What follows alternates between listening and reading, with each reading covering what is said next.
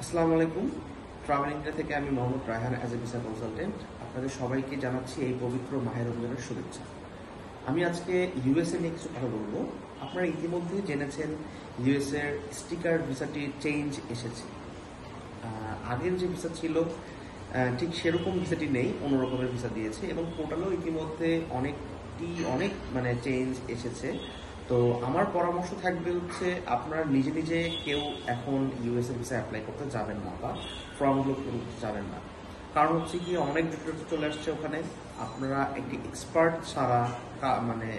ছাড়া আসলে অ্যাপ্লাই করাটা বোকামি হয়। তো শুধু শুধু এত টাকা ব্যাংকে জমা দেওয়ার মাধ্যমে আসলে রিফিউজ হওয়ার কোনো কারণই হয় না।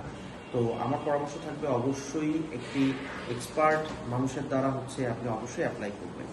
যদি আপনার ইউএসএ ভিসাটি অবশ্যই সাকসেস করতে চান আমাদের কাছে আসতে পারেন। ট্রাভেল এজেন্সির দক্ষ ভিসা এক্সিকিউটিভের মাধ্যমে আপনার ভিসাটি 100% নিশ্চিত করার দায়িত্ব আমরা নিচ্ছি।